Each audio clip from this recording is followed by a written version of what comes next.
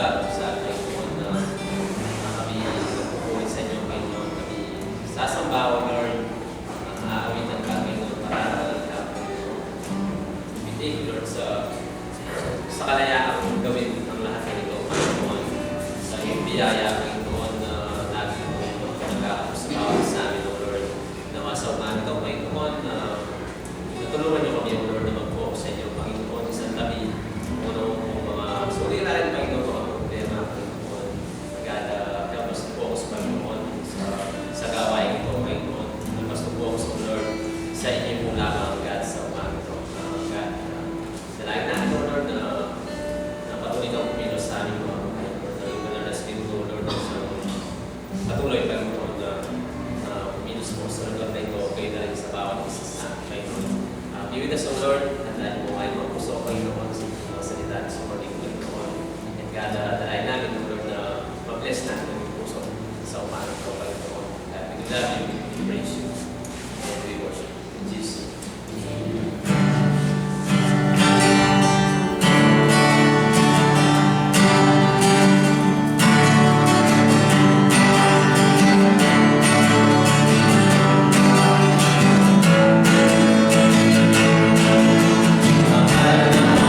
Kita, Panginoon,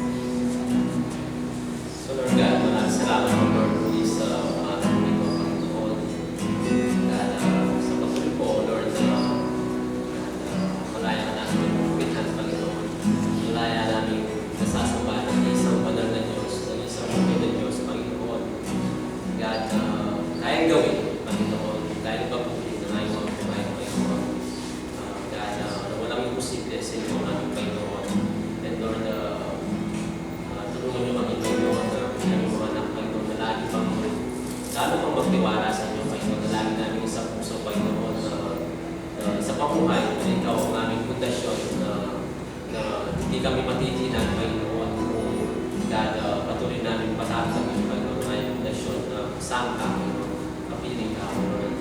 God, help us, Lord. Tulungan niyo kami, Panginoon, na lalo pang magtiwala sa inyo, Panginoon. Ibigay ang mong tiwala namin sa inyo, Panginoon. Kung namin lahat, Panginoon, kung gano'n na masama ang mundo ito, Panginoon, God, lalo pa namin kailangan, Panginoon. At dalangin namin, Panginoon, na ibigay namin lahat sa inyo, Panginoon. Surrender namin lahat sa inyo. Pagkatiwala namin lahat sa inyo, Panginoon. Thank you, God. Salamat namin, Panginoon. Jesus, Panginoon, na ikay aming nakilala, Panginoon. Kay ikaw, Panginoon, siyang nag-isang nagligtas sa amin, Panginoon. Nagpakita ng tunay na pag-ibig. God, Lord, salamat. Maraming salamat tayo, Panginoon Jesus, Panginoon. Dalayan namin this morning na patuloy ng mangusap sa amin, Panginoon. Gamitin namin, Panginoon, ang aming natututunan namin na pakakinggan, aming naririnig, Panginoon, paglalo kami maging matatat, Panginoon, sa iyong mananampalataya mo sa inyo, Panginoon. Mahal naman po namin kayo, God, sa inyo lang kapurihan, pagsampa at salamat sa matamis na pangalan ng aming Panginoon Jesus. Amen. Take some time po. Show some love. Good morning, everyone. Thank you for coming.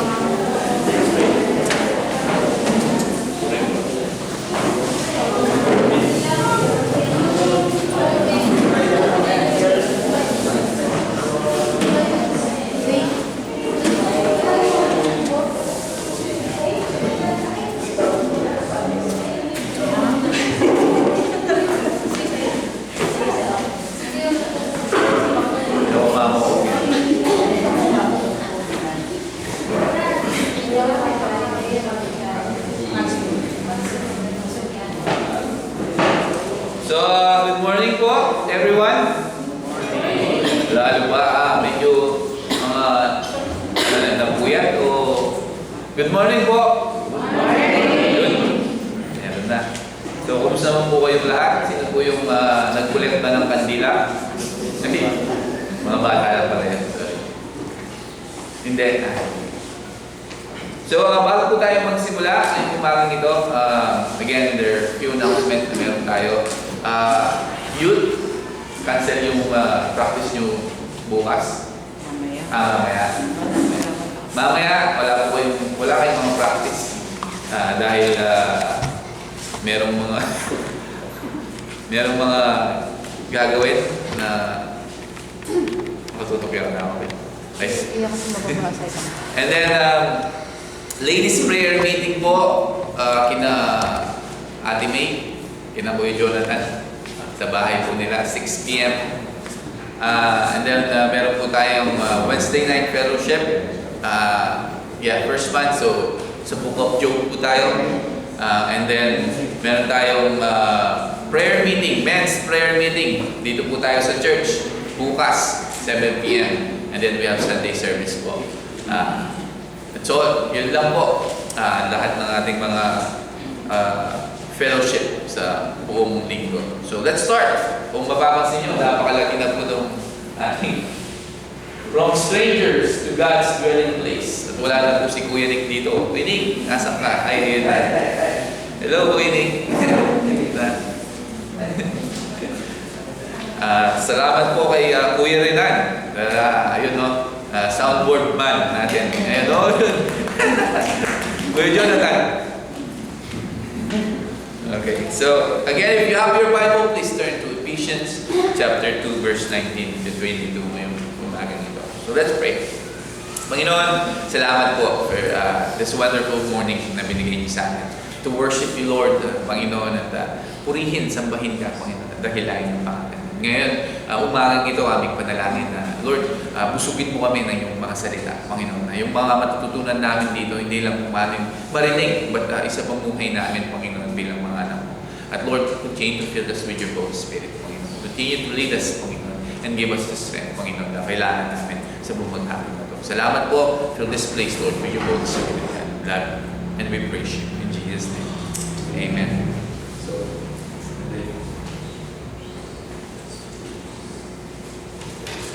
Sabi ni Kuya Renan, gamitin mo yung pipe mo, Pastor.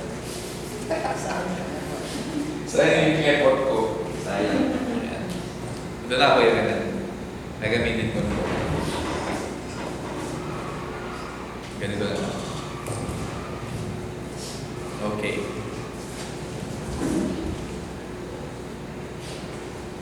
Hello? Good na. Hello? Yan. So, again, from strangers to God's dwelling place. So, ibig sabihin, tayo mga estranghero, mga strangers lamang. But ngayon, we are in the place where God is, di ba? The dwelling place. Tayo mismo yun. So, again, naramdaman nyo ba sa bawat buhay nyo? Sa bawat buhay natin, in one point na hindi tayo belong, di ba? Sa, maybe sa trabaho. Sige, sabihin na natin sa trabaho, di ba? Minsan bago ka, meron doon sa trabaho na magkakaibigan o magkakatrabaho na siyempre bago ka, hindi mo sila gaano kakilala, di ba? Meron silang mga circle of friends doon na sila lang yung nag-uusap at ikaw nandun lang sa sulok, di ba? Patuloy na nagtatrabaho. Or maybe sa inyong pamilya o sa ating mga pamilya na kahit gaano natin itry o kahit anong gawin natin, ramdam pa rin natin that we are misunderstood. Tama? Di ba? Or even dito sa church o sa bawat church na nag-wonder tayo, na tinatanong natin yung sarili natin na belong ba ako dito? Do I really fit in here? Dito sa church na to. Di ba? So itong feeling na to na being outsider, na nandun ka lamang sa sulok, is something na tayong lahat ay naramdaman natin at one point sa buhay natin. Tama? Diba? Even siguro ngayon na tayo ay mga Christian, nararamdaman pa rin natin yung we really don't fit in some places. Diba? Yung mga believers in Ephesus dito, alam nila itong pakiramdam na to very well. Dahil before Jesus Christ, sila ay mga hentil. Gentiles, di ba? Foreigners to God's covenant. Estranghero sila dun sa mga pangako ng ating Panginoon. Outsider to His people of Israel. Di ba?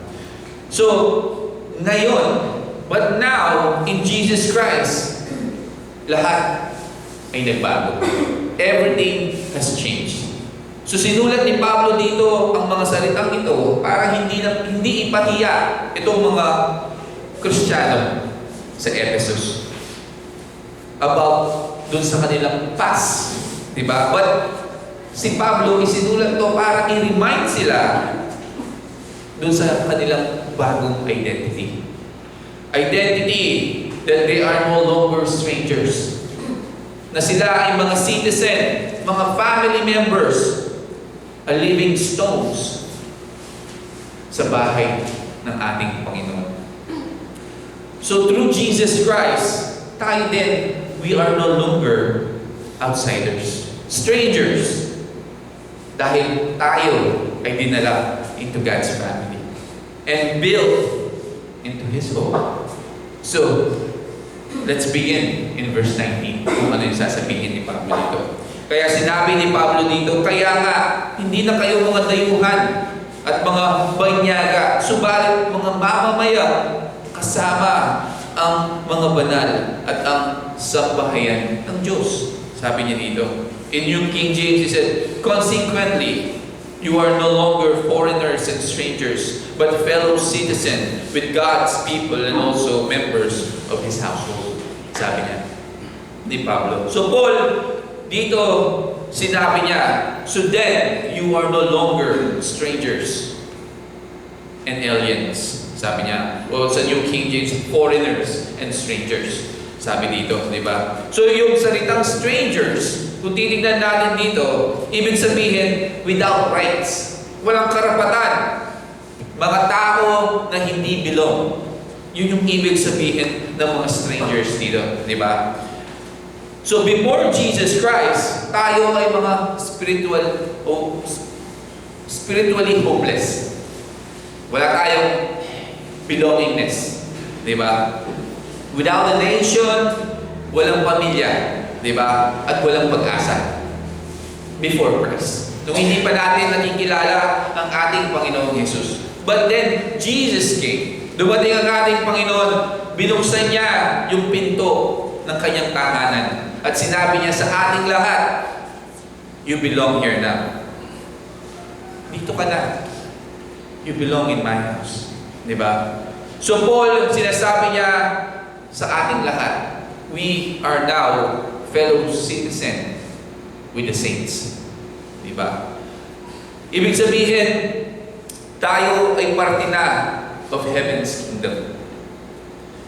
Hindi tayo mga second class na citizen lamang, but full member of God's family. And dito, he goes further pa, si Pablo, members of the household of God. Sabi ni Paul, di ba? Na kung titignan mo at babasahin natin, napaka-powerful na image. Hindi lang mga citizen, pero pamilya. Di ba? Hindi lang tayo, parang sabihin na natin, dali natin, hindi lang tayo citizen, Filipino citizen, kung hindi tayo ay pamilya. Di ba? Napakaganda dito na sinabi ni Pablo. Imagine niyo ang isang bata na nabuhay siya for years sa orphanage. Sabihin na natin 10 years, doon siya lumaki sa orphanage. Naghanap siya ng pagmamahal. Nakikita niya yung bawat mga kasama niya doon sa orphanage na naa-adapt. Isang araw, merong mag-asawa na dumating doon sa orphanage. Niyakap siya at sinabi sa kanya, gusto ka naming ampunin.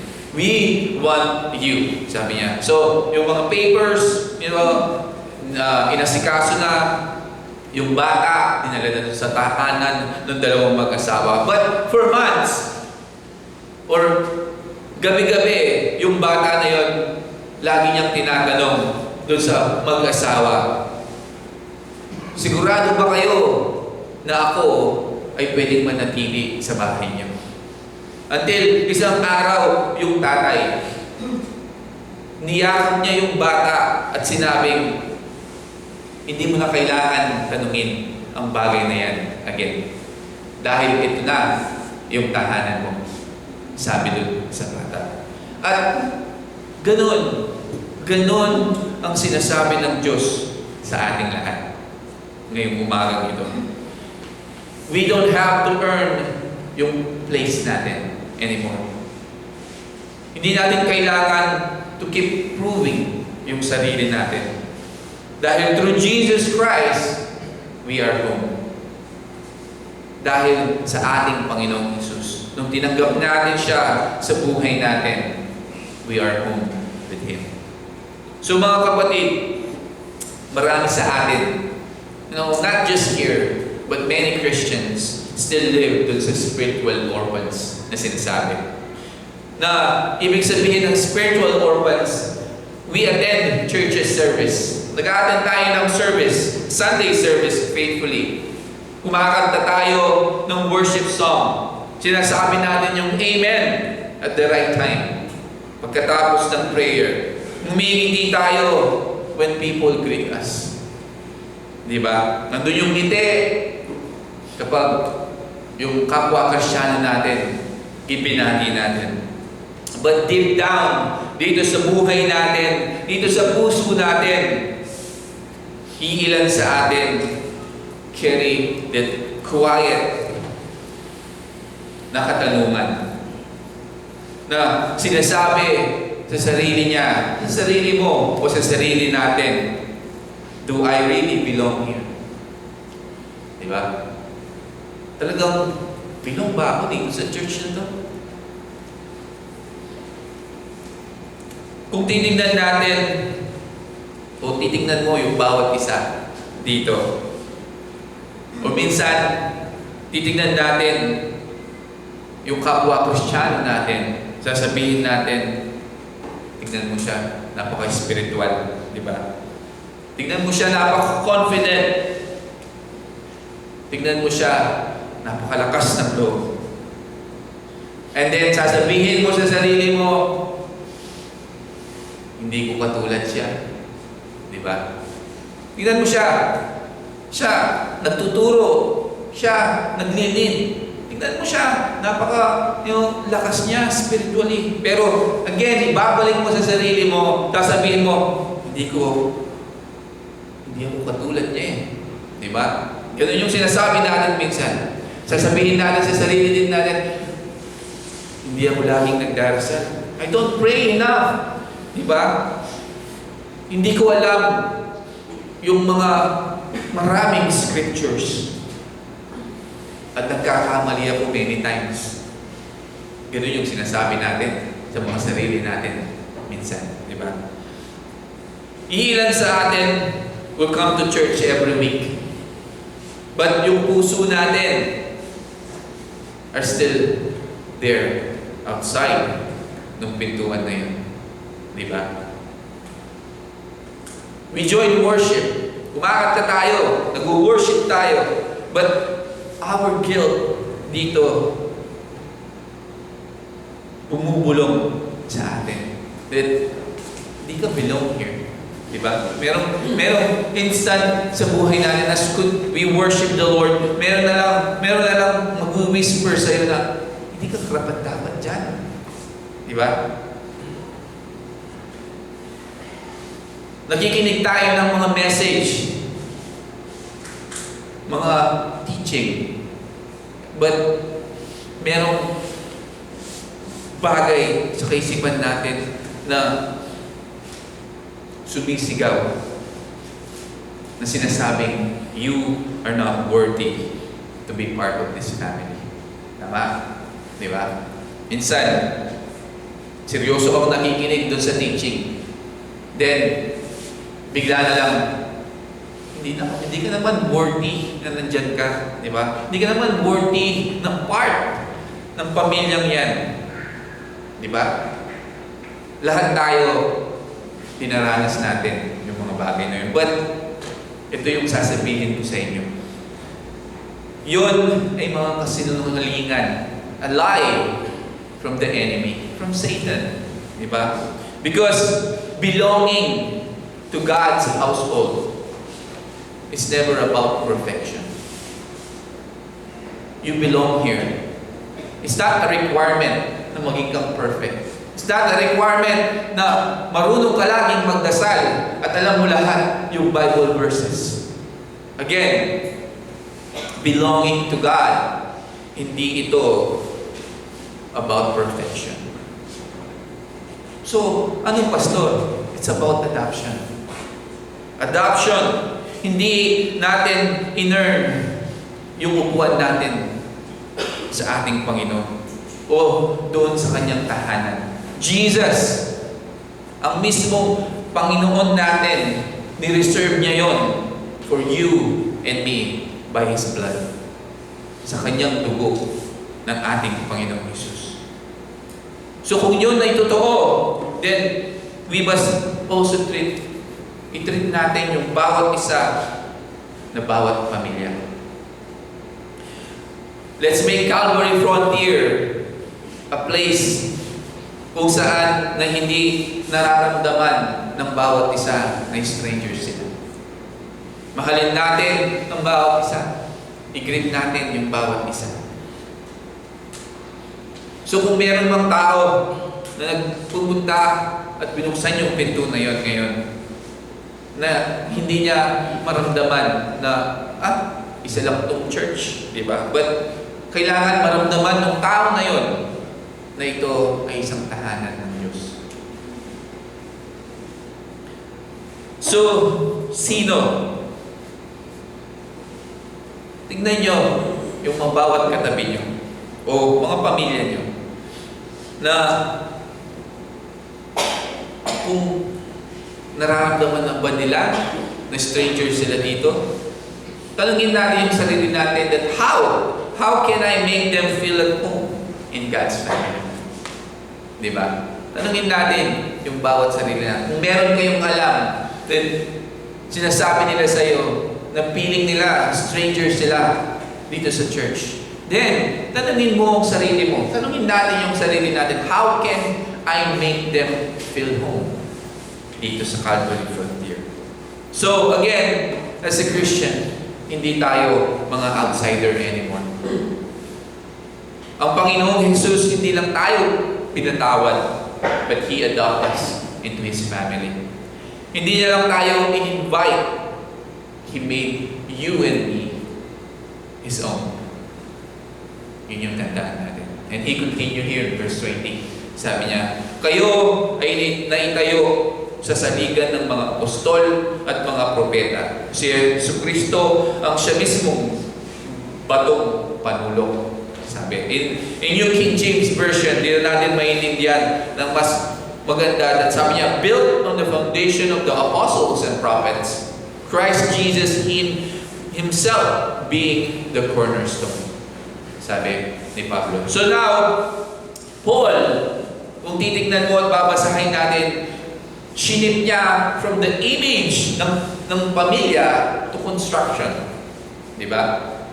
Doon sa verse 19, it's about family, belongingness to God. Now, Paul, doon sa construction.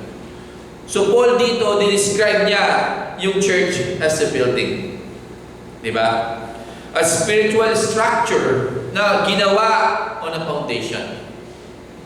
Sinabi niya dito, yung foundation is the apostles and the prophets. Anong ibig sabihin nun? Ibig sabihin yung katotohanan na pinangaral nila about Jesus Christ. Yun yung sinasabi ni Pablo dito na foundation. Na pinangaral ng mga apostol at mga propeta. Okay? And sino yung umahawak together? Who holds it all together? Jesus Christ Himself, the cornerstone. Sabi ni Pablo. Alam niyo ba in ancient architecture, yung cornerstone, yung panulong na bato, ay yung una at pinakamahalagang stone that they lay o nilalagay nila. At every other stone, yung walls, yung foundation, or even yung direction ng building depended doon sa cornerstone. So kung yung cornerstone na yon, hindi siya perfectly set, hindi siya tama ng pagkalagay, yung structure, hindi ito magiging matibay. Hindi ito maglalast for generation. Kung ito ay baliko, misplaced, yung entire building ay magiging unstable. Merong maglilin siya, merong mga crack, or even magkukolapse kapag hindi tama yung cornerstone. So, yung mga builders noon, nung panahon na yon, would spend hours and hours, minsan days, para ma-ensure lamang nila yung cornerstone was perfectly aligned. So, hindi lang ito another stone o another na bato, di ba? Ito yung nagdetermina na lahat ng susunod doon sa cornerstone na yun. Di ba? Alam niyo ba yung cornerstone sa panahon natin ngayon is yung mga poste na nasa gilid. Sila yung mga cornerstone. Dahil kapag yung mga poste na yan na nasa sulok ay hindi tama ang pagkalagay, kung makikita mo, yung walls na yan ay magiging kubit-kubit. Kubit-kubit. Mga baliko-baliko. Diba? Magka-crack, hindi tama, magko-collapse. Diba? Kapag yung cornerstone na yan ay hindi tama ang pagkagawa. Alam niya ng mga construction. So, again, like I said, hindi lang ito another stone. Ito ay nagdetermina na lahat ng susunod sa Kanya. Siya yung nagdadala ng bigat ng structure at nagsiset ng standard for every piece built upon it. So mahalaga yung cornerstone. Now, Paul, sinasabi niya dito sa Ephesians chapter 2, verse 20, Christ Jesus Himself being the chief cornerstone. Sabi niya, di ba? Napaka-liwanag ng kanyang sinabi. Ibig sabihin, Jesus, hindi lang siya part of the building. Siya mismo yung reference point for the whole thing. Doon sa buong bagay na yun. Di ba? Siya yung nagdedeterma o nagdedetermine ng ating mga direction, ng ating pagkakaisa, ng ating purpose, ng ating kalakasan. So kung yung buhay natin, yung pamilya natin, yung church natin is not aligned with Jesus Christ, sooner or later, makakakita tayo ng mga cracks sa buhay natin. Diba? If Jesus is not the cornerstone ng buhay natin. So imagine ninyo, ang isang bahay na nakatabingi ng konti. Diba? Sabihin na natin, few degrees off. Konti-konti lang. Una, hindi mo makikita na okay naman. Diba? Na wala namang problema. Hindi mo even manotice yung konting pagkaslan niya. But over time, over the years and years, makikita mo yung mga epekto ng hindi tamang paglagay ng mga poste mo sa bahay o yung cornerstone na sinasabi. Diba? Dahil hindi na properly nasasara yung mga pinto. Yung floor mo, nagka-crack na. Yung mga walls mo, starting to crack also. So yun yung nangyayari. It's the same thing when Jesus, ang ating Panginoong Jesus, is not the cornerstone ng buhay natin. Di ba? Sometimes, it may look, okay for a while. Kahit wala si Jesus, okay naman. Di ba? But eventually, makikita natin yung misaligned. Makikita na natin, nagpapakita na yung misaligned sa buhay natin, sa relationship natin, sa mga priorities natin, at number one, sa puso natin.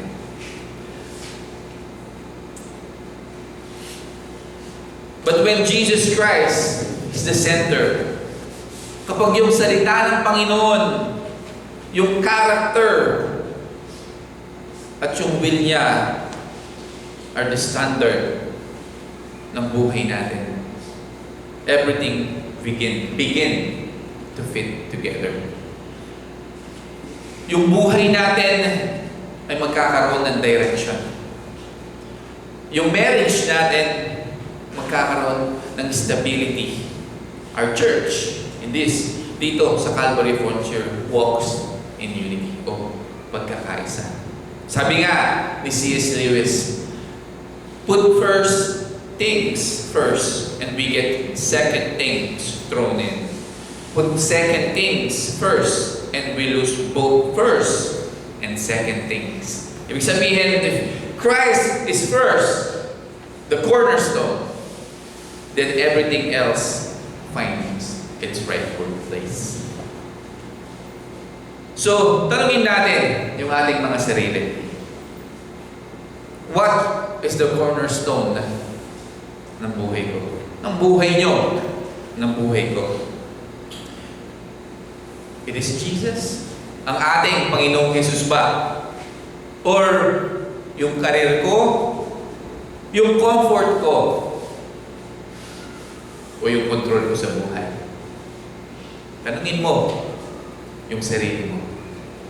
Yung bawat sarili natin. Because whatever we align yung buhay natin, yun yung magdideterma yun sa stability ng lahat ng bagay sa buhay natin. So make sure that it's Jesus Christ. Make sure that our Savior is the cornerstone of our life. Dahil if in Christ Jesus is your cornerstone, kahit mga pagsubok na dumating sa buhay natin, hindi kayo matitinag. Hindi tayo matitinag. Dahil yung foundation natin is secure in Jesus Christ. But if yung cornerstone mo, yung cornerstone natin sa buhay natin is anything else, kapag yung buhay shakes you, kapag yung buhay maraming problema, yung structures ng buhay natin starts to fall apart. Guguho. Sa ating pamilya, make Jesus Christ our cornerstone. Build on His love. Doon sa kanyang pagpapatawad, doon sa kanyang katotohanan. Sa trabaho nyo, sa trabaho natin, let our integrity at yung diligence natin maging aligned with Jesus Christ. Sa church, dito sa church natin, excuse me, let every ministry, every plan, every song, every sermon, kailangan always point back to Jesus Christ. So the good news is, even yung foundation natin cracks today, ang ating Panginoong Jesus can realign yung buhay natin. He can, Jesus Christ, rebuild kung ano yung broken sa buhay natin at straighten kung ano yung mga baluktot sa buhay natin. Dahil ang ating Panginoong Jesus, hindi lang siya just a cornerstone. He is also the restorer of broken walls sa buhay natin. If you want to read Isaiah 58:12, hindi ko na nilagay dyan. But again, Isaiah 58:12. So, don't lose our heart if tayo ay na-off balance sa buhay na to. Come back. Bumalik tayo to Jesus Christ, our cornerstone. Christ Himself. At hayaan natin, let Him make us strong again. Sabi nga, nung nabasa kong hymn, on Christ, the solid rock, I stand. All other ground is sinking sand. Diba? Napakaganda na hymn. Again, ulitin ko, on Christ, the solid rock I stand. And all other ground is sinking sand. Diba? Yun yung pangwakan natin. That Jesus is a solid rock that we stand as a Christian. And verse 21, sabi ni Pablo, kaya sa Kanya ang lahat ng bahagi ng gusali na sama-samang pinagpugpong ay lumalago sa isang banal na dako sa Panginoon. In Him, the whole building is joined together and rises to become a holy temple in the Lord. Sabi niya. So Paul continue dito na i-paint niya yung picture na the building ay hindi lamang ito nakatayo still na parang wala lang, di ba? But sinasabi ni Pablo in this verse that this building is growing. Lumalago. Sabi ni Pablo dito. So, ibig sabihin, God is fitting us together. Not randomly, but God fitting us together intentionally. Kinukuha niya yung ating different personalities. Yung backgrounds natin, yung kalakasan natin, even yung kahinaan natin. At hinuhubog niya yon into one living structure. Ano? His holy temple. The church. Diba? Alam ko that, hindi tayo identical. Or kung ilalagay natin in the scripture, we're not identical bricks in a wall. Diba? Tayo yung tinutukoy dito na living stones. tayo ay uniquely shaped by the grace of God. Hindi tayo para-pareho. Diba? Hindi tayo identical na mga bricks o mga hollow blocks o mga tao. Diba? O mga anak ng Diyos. Iba sa atin ay mga rough edge pa. Natatandaan ko yung turo ni Pastor Anthony na sinasabi niya sa akin na some of you boys are rough edge pa. So, sinabi niya sa akin that kayong mga boys, kayo parang mga bato. Sabi niya, iilan sa inyo ay mga rough edge. Sabi niya, still being refined by God's chisel. Sabi niya, yung silsil ng Panginoon, sinisilsil pa kayo ng Panginoon. Or iilan sa inyo are smooth na. Sabi niya, season ng years walking with the Lord. But iilan sa inyo ay mga bagong stones. Sabi niya, na bago pa lamang, kakakuha pa lamang dun sa quarry sa Pora. Sabi niya, ay hindi. Quarry of sin, sabi niya, and set into God's building. So, every single one, every single of us dito na nandito, meron tayong purpose. And none can left out na without leaving yung gap na yun. So, sabi nga ni Peter in 1 Peter chapter 2 verse 5, you also, like living stones, are being built into a spiritual house to be holy priesthood. So, each believer, tayo, nananampalataya, mga Kristiyano, na napaka-importante, no, na dumaragdag tayo, dumaragdag, ano yun? Hindi. Parang it adds na tayo ay it adds na importanteng bagay dun sa kalakasan at kagandahan ng church. Diba? Dahil kapag tayo ay naglilingkod as a Christian, kapag tayo ay nagdarasal, kapag tayo ay nagpapatawad, kapag tayo ay nagmamahal, hindi lang tayo gumagawa ng church work. Diba? Tayo ay nag-add ng kalakasan dun sa structure of God's house. Hindi lang tayo tumutulong to hold up, but tayo ay nag-add ng kalakasan dun sa structure ng ating Panginoon. Kapag tayo ay tumutulong na, palakasin yung pananampalataya ng mga kapatiran natin, then, again, like I said, we add the strength, diba? Kalakasan doon sa structure of God's house. Isipin natin yung isang hollow blocks. Diba? Every hollow blocks support one another.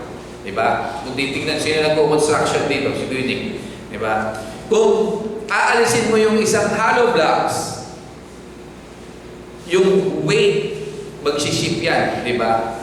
Makikita mo, yung cracks begin to form. Yung walls, manghihina. Diba? It's the same with the body of Jesus Christ. Diba? When isang member lamang, in-isolate niya yung sarili niya at umalis siya into fellowship. Tumigil siya in serving the Lord. In-hold back niya yung pagmamahal niya. The whole of God's house nawawala yung some of His strength and beauty. Maybe kayo, di ba? Na nandito, tayo na nandito, may kilala tayo na sinasabi niya na hindi ko kailangan yung church. I can worship God on my own. Meron kayong kilalang ganon? Na sinasabi niya na hindi ko kailangan yung church. I can worship God alone. So, kung titignan mo at papakinggan mo, sound spiritual, di ba? But it's not biblical. Kung pakikinggan mo, okay naman, di ba? Sound spiritual. Again, like I said, it's not biblical. Kahit yung pinaka malakas na hollow blocks, hindi pwedeng mag-stand alone. Kahit sabihin mo ng napakalakas na matibay na hollow blocks, kapag pinatungan mo ng biga yung nag-iisang hollow blocks na yun, malulusaw. Kailangan meron siyang kasama. Di ba? The same is true for us Christians. Tayo ay ginawa to fit together. Sama-sama dapat at not stand apart. Kailangan we join together with mortar of love and unity. So, ibig sabihin, yung presensya natin mahalaga more than you think. Yung presensya mo mahalaga more than dun sa iniisip mo ngayon. Kapag ikaw at tayo ay nagpapakita to worship the Lord, when you greet someone here with kindness, kapag pinagdarasal mo yung kapatid mo o your brothers and sister here in church, kapag ginagamit mo yung gift mo, maliit man yan o malaki, you're contributing dun sa kalakasan at kagandahan of God's temple. Sa iyong pamilya, yung pananampalataya mo, pananampalataya natin, maybe the stone God uses para i-hold others together.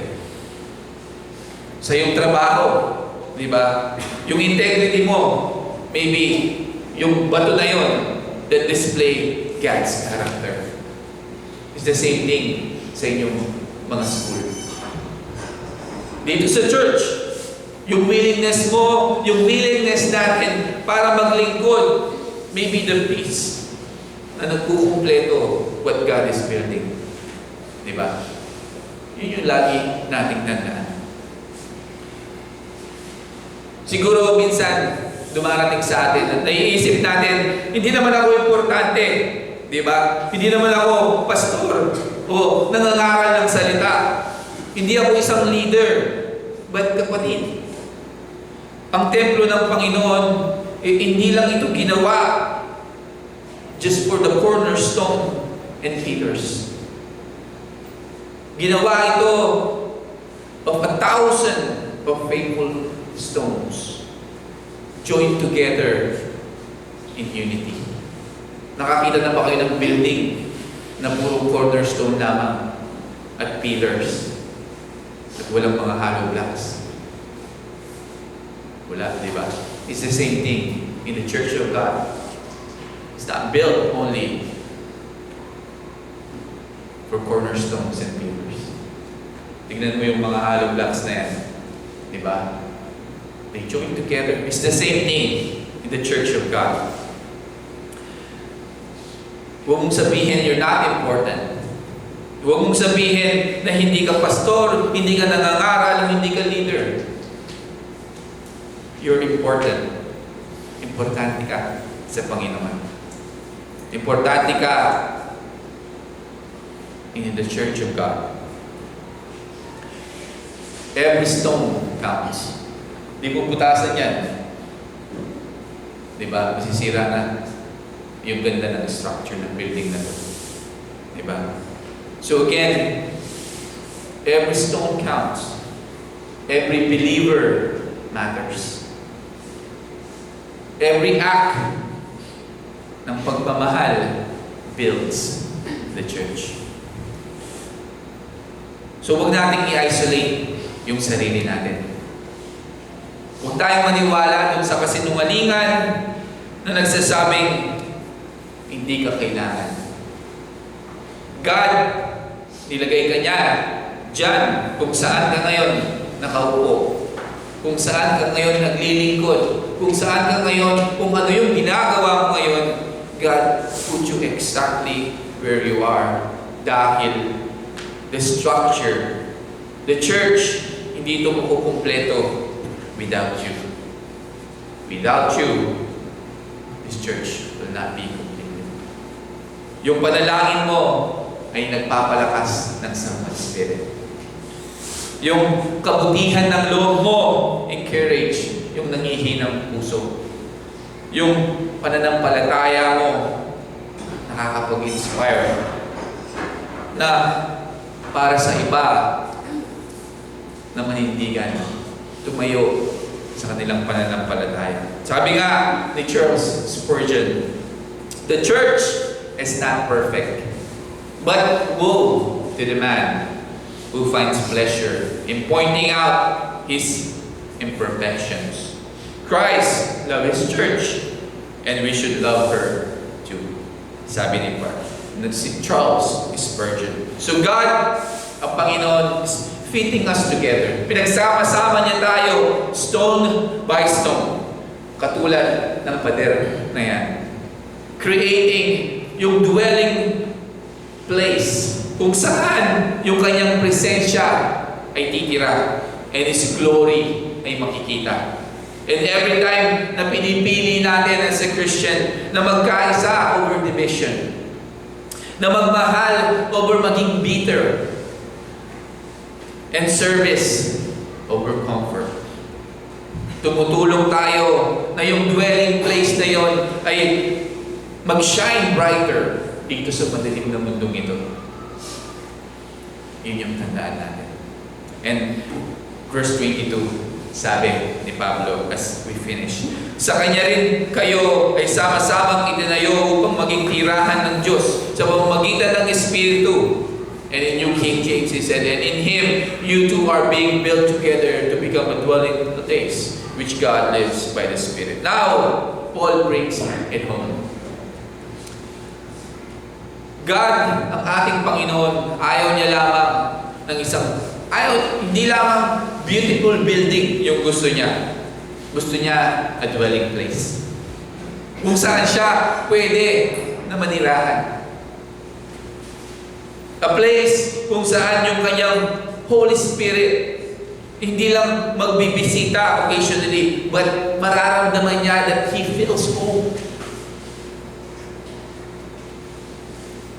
You see, ang ating Panginoon, hindi siya interested sa structures na ginawa merely sa mga bato, mga bakal, from the very beginning. Kung babasahin natin yung salita ng Panginoon. Ano yung gusto? At saan interesado ang ating Panginoong Diyos? He desired was to dwell among His people. Mag-dwell siya sa bawat mga anak niya. Manirahan siya sa bawat mga anak niya. To live close. To walk with them. To feel yung buhay nila with the presence of God. Kung titignan natin in the Old Testament, yung glory ng ating Panginoong Diyos filled the tabernacle dun sa wilderness. Diba? And later, dun sa temple ng Jerusalem. But those ay mga shadows lamang of something greater. Diba? In the Old Testament.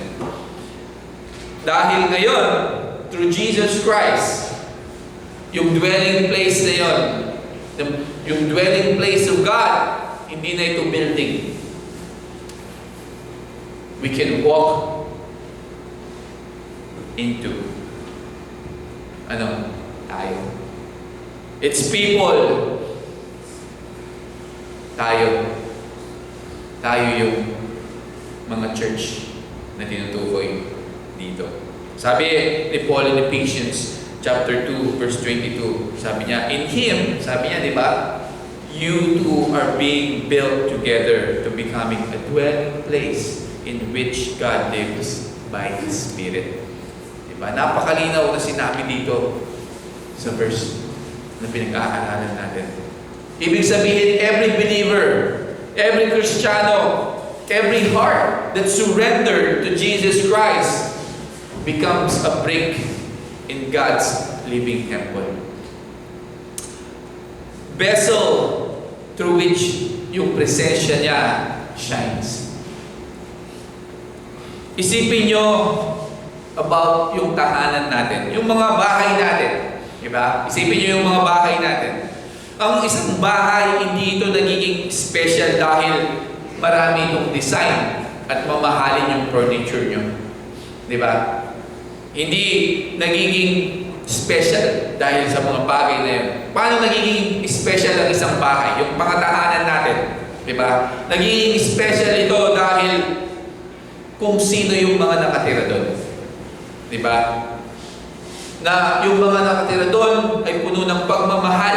Yung pagmamahal nila fills that house. Sabihin na natin na, oo, meron kang pinakamagandang bahay sa buong mundo. Pero, walang pagmamahal. It's empty, it's cold, and lifeless. Sa ibang banda naman, meron kang maliit na bahay, simpleng bahay, pero puno ng pagmamahal, laughter, and presence ng mga tao nandun. Ganon, nagiging ang bahay ay puno ng pagmamahal. Diba? So, that's what God wants sa kanyang church. Hindi lang place na napaka-holy, diba? But a place kung saan feels like home sa kanyang banal na espiritu. Hindi siya nai-impress doon sa mga, may 3 aircon na nandito. O yung projector natin nandun na sa malayo. Hindi nai-impress ang Panginoon sa mga ganyang bagay. O meron tayong magandang sound system. Diba? But nai-impress ang Panginoon. Saan siya nai-impress? Saan siya namumove? By hearts. By hearts na nagpapakumbaba, nagkakaisa, and surrender. Kapag ang isang church ay nagiging malamig, divided and prideful, ang banal na espiritu feels unwelcome. Para siyang nagiging guest sa sarili niyang tahanan. Diba? But kapag yung church loves deeply, nag-worship sincerely, at naglilingkod selflessly, the Holy Spirit settles in. Nananatili yung banal na espiritu. He rests there. Finifeel niya yung place ng kapayapaan, joy, and power. So anong ibig sabihin nito ngayon sa atin ngayong umagang ito? Ibig sabihin, the church, hindi ito museum ng mga santo. Ito ay bahay, a home for God's presence, at mga hospital para sa mga sinners. It's not a place sa mga perpektong tao, but for redeemed people. Every time na tayo ay nag-gather, God is not looking sa isang polished na performance. Tinitignan niya yung puso ng bawat isa sa atin that welcome Him. Kapag tayo ay nag-worship ng may sinseridad sa buhay natin, He dwells there. Kapag tayo ay nagpapatawad o pinapatawad natin yung bawat isa, nandun siya. He dwells there. When we serve, kahit hindi tayo nare-recognize, He dwells there. When we carry one another's burden, nandun siya. That's why yung pagkakaisa ay napaka-importante. Dahil the Holy Spirit would make His home dun sa divided na tahanan. Kung merong bitterness doon, merong pride, merong unforgiveness doon sa tahanan na yon, it grieves the Holy Spirit. But when a humble person o yung isang Kristiyano ay mapagkumbaba, o when we humble yung sarili natin, when we repent and we love one another, the presence of God fills the house again. So personal yung buhay. This also means tayo yung templo ng banal na Espiritu. Makikita nyo yun in 1 Corinthians chapter 6 verse 19. Kapag yung puso natin is open, when tayo walks in purity, when we seek Him daily sa buhay natin, tayo ay nagiging lugar, place where God delights to dwell. So tanungin natin yung bawat sarili natin bilang mga Kristiyano na nandito ngayon. Does my life feel like home? Kung saan yung Holy Spirit welcome sa buhay ko? Or pinuno ko ba ng maraming noise, busyness, at kasalanan yung puso ko na wala ng room para sa banal na Espiritu? So let's make space again doon sa presensya ng Panginoon sa buhay natin. Because when God dwells sa buhay natin, peace reigns, purpose restored sa buhay natin, and power flows. So mga kapatid, God is not looking for perfection. He's looking for your presence. Doon sa presensya mo. Hindi niya sinasabing maging perfecto ka, Arnold. Ang hinihingi ng Diyos sa ating lahat is our presence. He wants to live among you and me. To us, to His people. Hindi lang magbisita only on Sundays. Hindi lang, Sunday ngayon, magbibisita ako. Kaya, hindi. He wants every day dwells. Nananatili siya dito. Yun yung gusto ng Diyos. Diba? Hindi lang every Sunday or every Wednesday. But every day, God wants to dwell in your life. In our life. He wants to live among you. He wants to fill our homes. Yung mga conversations natin, yung daily lives natin with His Spirit.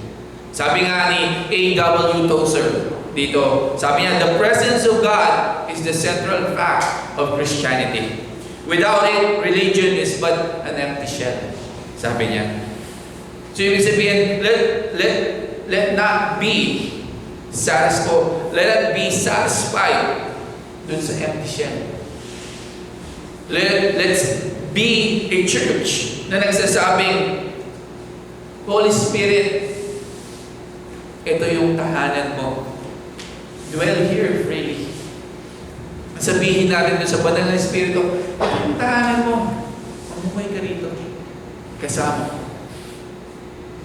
Maging tayong mga believers who create space sa puso natin, araw-araw, not just Sunday or Wednesday, but every day, dun sa presensya ng Panginoon to rest in our lives. Because when God dwells among His people, like I said, yung buhay natin will be healed. Hope will be restored. And His glory will fill the house. That's the church Jesus died para i-build. Hindi ito monument, but a home, tahanan para sa Kanyang presensya. Yun yung tandaan natin.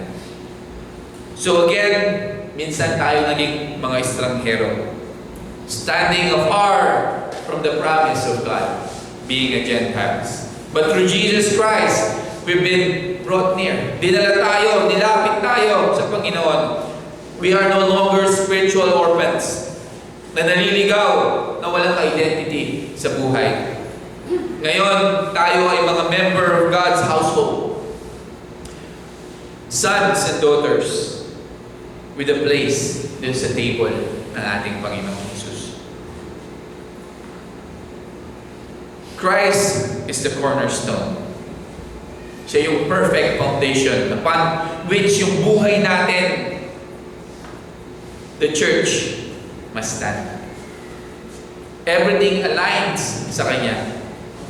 When we build on anything else, sa talent natin, sa tradition, sa mga preference natin sa buhay, yung structure nagiging unstable. Yung buhay natin nagiging unstable. But when we build on Jesus Christ, yung pananampalataya natin becomes unshakable. And then, Paul paints yung glorious picture dito. God is fitting us together, di ba? Na tayo as a believer, He shape us. Every background, every story ng buhay natin into His holy temple. Each one of us, meron tayong place sa Kanyang design. Hindi lang tayo mga extra material. Tayo ay importante. Tayo ay essential to what God is building dito. Kapag tayo ay nagdarasal, kapag tayo ay nagmamahal, kapag tayo ay naglilingkod, again, you are helping the temple rise higher, to grow. Diba? So finally, dito, nireveal ni Paul yung katotohanan. Ang Diyos doesn't just want to visit His people, but to dwell among us. Sa ating lahat. The church, hindi ito meant na maging museum para sa mga santo lamang, or maging weekly event, or, pasyalan. But ginawa ito to be a home for His presence ng ating Panginoon. And that's kind of church God blesses. Hindi yung pinakamaganda, hindi yung pinakamalaki, but the one where the Holy Spirit fills home. So, again, as we finish, anong ibig sabihin sa atin ngayong umagang ito? Maybe, pumupunta ka dito sa church, but still, nararamdaman mo na you're an outsider. Na iniisip mo, belong ba ako talaga dito? Di ba? Paul, dito yung message niya ay napaka-clear. It's Christ. In Christ Jesus, you already do. You're already in the family of God. You're part of the family. Part ng structure. Part of God's story. So huwag mong isipin that you're not belong. Maybe, yung buhay nyo ngayon is building unstable ground. Relying sa sarili nyong kalakasan o sa mga success nyo sa buhay. Tinatawag ka ng Panginoon ngayon. Tayo ng Panginoon ngayon. Come back to the cornerstone. Realign natin yung puso natin, yung marriage natin, yung trabaho natin, yung school natin, yung mga pangarap natin sa ating Panginoon. And we will find stability again sa ating Panginoon. Maybe, naramdaman mo o ramdam mo sa buhay ngayon na disconnected ka or isolated ka. Nandun ka sa sulok. Sinasabi ng Panginoon sa iyo, I'm not done fitting you. I still have a place sa iyo sa aking tahanan. Step back. Bumalik ka sa fellowship. Gamitin mo yung mga gift mo na binigay ko sa iyo at maging part ka ng wall that holds others up. Or maybe, like many of us na nandito, busy tayo doing church work, but not always welcoming yung presensya ng Diyos sa puso natin. Remind ourselves to make room again para sa ating Panginoon.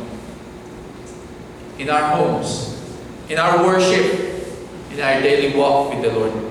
Because again, without His presence, isa lang tayong mga hollow blocks na may mga halo sa loob. Walang purpose. But with His presence, tayo ay nagiging living temple filled with power, peace, and purpose ng ating Panginoon. So, tumayo tayo together. Maging sama-sama tayo at the household of God na mga Kristiyano na nagmamahal, naglilingkod faithfully, nag-worship sincerely. Let's be the kind ng church where no one feels na estranghero o stranger yung bawat isa. Again, when Christ is our cornerstone, when every believer finds yung kanilang mga lugar or places and where the Holy Spirit feels home, yung buhay natin will be aligned with Jesus, that others see yung glory niya through us. Maybe yung relationship natin be filled with love, that people say, surely God dwells among them. At huwag nating kalimutan, hindi lang tayo attenders of church. Tayo ay mga stones in God's living temple. A holy dwelling kung saan yung presensya niya ay live, nakatira, and moves. So, sabi nga ni Charles Spurgeon, God's presence is the glory of church. If that be gone, the sun is taken out of the day and the moon out of the night. So, sabi ni Charles Spurgeon, protektahan natin yung presensya ng Panginoon. I-pursue natin yung pagkakaisa. Let's love one another deeply. At i-allow natin ang Diyos to keep fitting us together until yung church, this church, our homes, and our hearts become a dwelling place ng Kanyang banal na Espiritu. Let's pray. Lord, salamat po sa umagang ito. Lord, salamat po for reminding us, Panginoon, that, Lord, you are our cornerstone, Panginoon. Na i-remind namin yung sarili namin, Panginoon, that, Lord, na we are important, Lord. Importante kami, Panginoon, sa iyo, Panginoon. That kung asan po kami ngayon, Panginoon, doon po kami inilagay, Panginoon, and doon mo kami ginagamit, Panginoon. So thank you so much, Panginoon, for that. That, Lord, ginawa mo kami, at nilagay mo kami, at dinala mo kami, Panginoon, sa iyong tahanan. At you called us a family, Lord. A children, sons and daughters, Panginoon. So thank you so much for God, Panginoon, that minsan kami naging strangers, but now, Lord, we belong to your family. So thank you so much, Lord, and continue to guide us and protect us, Lord, as we go separate ways. We love you, Lord, and we praise you. In Jesus' name, amen. So read your Bible, say your prayers, and love one another. Love you all, guys. Let's stand and worship the Lord.